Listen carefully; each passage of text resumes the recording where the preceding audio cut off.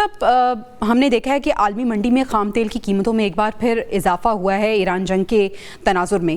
سر سوال یہاں پہ یہ ہے کہ جب عالمی منڈی میں خام تیل کی قیمتوں میں اضافہ ہوتا ہے تو پاکستان میں سب سے پہلے اضافہ ہو جاتا ہے, لیکن سر جب کمی ہوتی ہے تو پھر پاکستان میں قیمتوں میں کمی کیوں نہیں ہوتی؟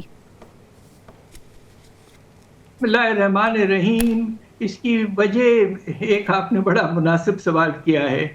اس کی وجہ یہ ہے کہ جب قیمتیں گرتی ہیں تو ہماری حکومت میں جو ہیں وہ یہ کرتے ہیں کہ ٹیکس کا جو کمپوننٹ ہے قیمتوں میں اس کو بڑھا دیتے ہیں تاکہ ان کے ریونیو میں اضافہ ہو جائے.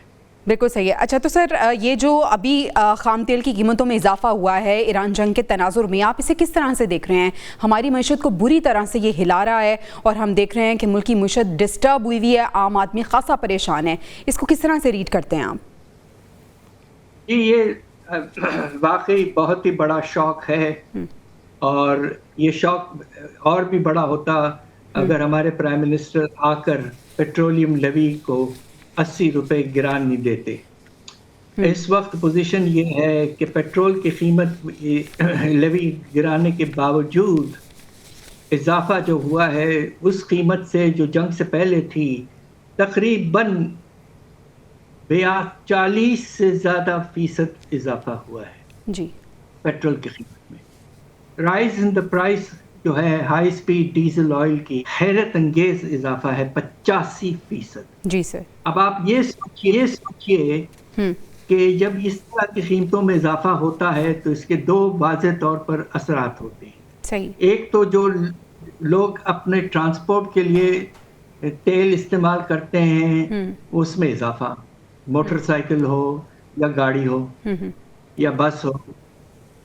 دوسری طرف جب یہ ٹرانسپورٹ کا کاسٹ بڑھتا ہے تو ہر اشیاء, ہر کھانے پینے کی چیزیں جو ہیں جو ان کو ٹرانسپورٹ کرتے ہیں پروڈکشن سے مارکیٹ تک, ان کی قیمتیں بھی واضح طور پر بڑھ جاتی ہیں. بالکل صحیح.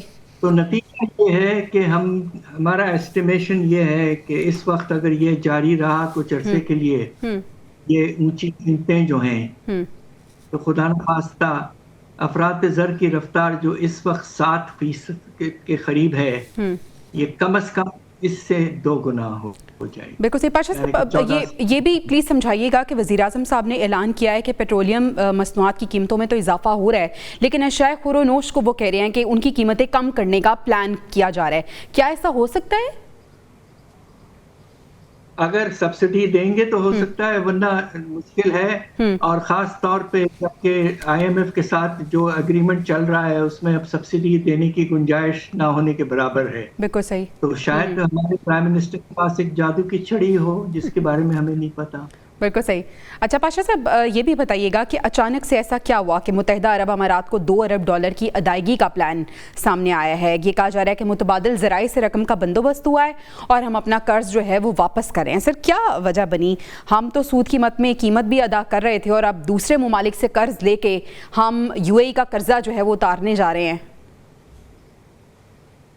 میرے خیال سے ہوا یہ ہے کہ یونائٹڈ عرب ایمریٹس UAE کو اس حد تک نقصان ہوا ہے جنگ کی وجہ سے, اور تیل وغیرہ کا جو ایکسپورٹ ہے وہ تو نہ ہونے کے برابر ہے اس لیے کہ اسٹریٹ آف ہارموز بند ہیں, تو ان کی فائنینشیل لیکوڈیٹی شاید متاثر ہوئی ہے.